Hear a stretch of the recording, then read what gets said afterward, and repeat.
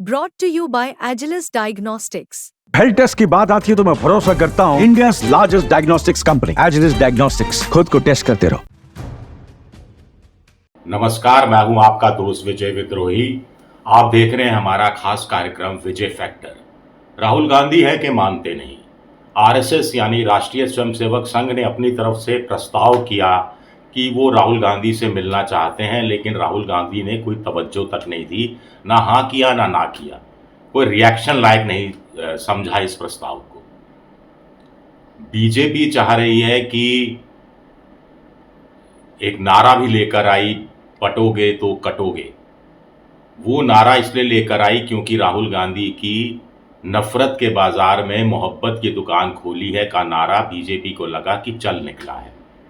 BJP को लगा कि बटोगे तो कटोगे के नारे के बाद राहुल गांधी ट्रैक बैक कर जाएंगे और जातीय जनगणना का मुद्दा, आरक्षण की सीमा लांघने का मुद्दा और संविधान के सम्मान की सुरक्षा करने के मुद्दे को छोड़ देंगे। लेकिन राहुल गांधी मानते नहीं। संविधान सम्मान सम्मेलन वो करने पर निकले हुए हैं। जातीय जनगणना की बात बार बार कर रहे हैं।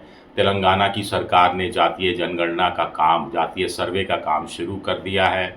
महाराष्ट्र में भी कहा जा रहा है कि अगर महाविकास आघाड़ी की सरकार बनी तो जातीय जनगणना करवाई जाएगी और साथ ही साथ कुल मिलाकर वहाँ पर भी आरक्षण की सीमा को 50% से बढ़ाया जाएगा अगर सरकार केंद्र में आती है। तो बीजेपी इससे डरी हुई है। बीजेपी ने अब क्या किया है, नए सिरे से फिर वही शुरू हो गया है कि राहुल गांधी की घेराबंदी कर दो। आपको ध्यान होगा कि राहुल गांधी जब वायनाड में थे तो रात को 1:45 बजे उन्होंने एक्स पर भेजा था कि ईडी मेरे घर छापा मारने चाहती है, मेरी गिरफ्तारी करना चाहती है, कुछ इस तरह की बात कही थी। और अब 2 याचिकाएं अचानक से सरफेस हो गई हैं। एक इलाहाबाद हाई कोर्ट में याचिका लगाई गई है और एक दिल्ली हाई कोर्ट में सुब्रमण्यम स्वामी ने याचिका लगाई है। दोनों याचिकाओं में कहा गया है कि राहुल गांधी की संसद की सदस्यता छीनी जानी चाहिए, रद्द की जानी चाहिए, उन पर आपराधिक मुकदमा चलना चाहिए क्योंकि उनके पास दोहरी नागरिकता है। भारत की नागरिकता है और साथ साथ ग्रेट ब्रिटेन की नागरिकता है। सुब्रमण्यम स्वामी ने तो यहाँ तक कहा कि साहब 2019 या 2020 में भी उन्होंने इस तरह की याचिका लगाई थी और उन्होंने तब MHA यानी मिनिस्ट्री ऑफ होम अफेयर्स यानी गृह मंत्रालय, अमित शाह के मंत्रालय से कागज पत्र भी मांगे थे, लेकिन आज तक उनको कागज पत्र मिले नहीं हैं। और क्यों नहीं दिए? अब अगर राहुल गांधी की नागरिकता को लेकर अमित शाह को पहले से पता था तो क्या राहुल गांधी को बख्श दिया गया, या ये सोच के बख्श दिया गया कि बच्चा है, पप्पू है, हमारा क्या बिगाड़ लेगा? और अब राहुल गांधी ने बिगाड़ना शुरू कर दिया है। चुनौती के रूप में खुद को सामने वो ले आए हैं और बहुत से मुद्दे पर बीजेपी को घेरना शुरू कर दिया है। 303 से 240 आ गई बीजेपी। उसके पीछे भी राहुल गांधी की भारत जोड़ो यात्रा और उसके बाद जातीय जनगणना, आरक्षण के मुद्दे, उनको बड़ा एक आधार बताया गया। तो अब क्या?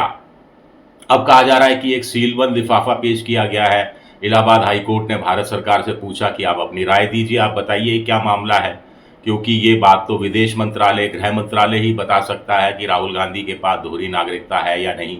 हमारे यहाँ नागरिकता की जो परिभाषा है, या एक तो यह है कि जो जिनका जन्म भारत में हुआ है और उनके बच्चे भारत में पैदा हुए हैं, तो माँ बाप अगर भारत में जन्मे हैं तो वो नागरिक हैं। एक आज़ादी से 5 साल पहले जो भारत में आ गए थे वो भी भारत के नागरिक हैं। फिर आप अप्लाई कर सकते हैं नागरिकता के लिए। लेकिन दोहरी नागरिकता वाली बात तो भारत ने अभी तक मंजूरी दी नहीं है उस रूप में कि वो दोहरी नागरिकता वाले वोट भी डाल सकें, लोकसभा का, राज्यसभा का या विधानसभा का चुनाव भी लड़ सकें। अब बंद लिफाफे में क्या है जो भारत सरकार ने इलाहाबाद हाई कोर्ट को सौंपा है, ऐसा खबरें आ रही हैं। मुझे नहीं मालूम इन खबरों में कितनी सच्चाई है, लेकिन बंद लिफाफा क्यों है? आखिर क्या कोई बड़ा राज छुपा हुआ है? और सबसे बड़ी बात है कि चुनाव से पहले, विधानसभा चुनाव से पहले ही इस तरह की खबरें क्यों आती हैं? राहुल गांधी के खिलाफ वैसे मुकदमे भी बहुत चल रहे हैं। उन पर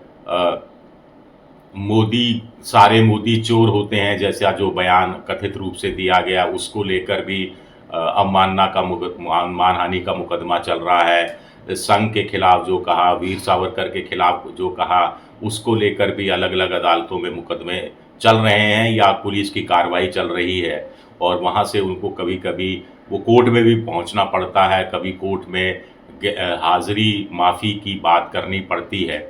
तो अब क्या नए सिरे से राहुल गांधी की घेरेबंदी हो रही है?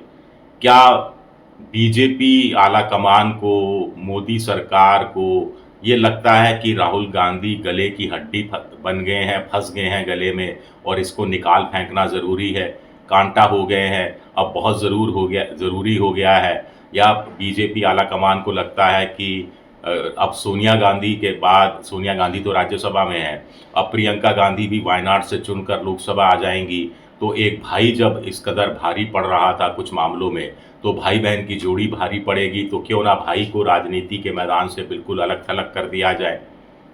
सबसे बड़ी बात है कि किसी देश के अंदर अमित शाह जैसा गृह मंत्री हो, मोदी जैसा प्रधानमंत्री हो और उस देश में विपक्षी पार्टी का सबसे बड़ा नेता दोहरी नागरिकता लेकर चुनाव लड़ रहा हो, लोकसभा में आ रहा हो और इनको पता होते हुए भी वो माफ़ करने के स्थिति में हो, या इनको पता ही नहीं हो। भाई पता ही नहीं हो तो फिर मोदी जी क्या कर रहे हैं, अमित शाह जी क्या कर रहे हैं और एनएसए डोभाल साहब क्या कर रहे हैं, ये अपने आप में बड़ा सवाल उठता है। या फिर ये एक पॉलिटिकल एजेंडा है, फंसाने की कोशिश है, थोड़ा डराने धमकाने की कोशिश है, अपने वोटरों के बीच में अपनी बात पहुंचाने की कोशिश है, राहुल गांधी को बदनाम करने की कोशिश है, या राहुल गांधी को उकसाने की कोशिश है कि वो जातीय जनगणना और महंगाई, बेरोजगारी जैसे मुद्दों को छोड़कर खुद को डिफेंड करने में लग जाएं और कुछ ऐसा बोल दें जिसका लाभ बीजेपी चुनाव में उठा सके। समझ से परे है, लेकिन एक संदेह क्या पैदा करने की कोशिश हो रही है, या भारत की जनता इतनी नासमझ है कि वो यकीन कर जाएगी कि कई सालों से जो गृह मंत्रालय से पूछा गया और गृह मंत्रालय ने या विदेश मंत्रालय ने जवाब नहीं दिया, तो इसका मतलब कुछ छुपाया जा रहा है? सवाल उठता है।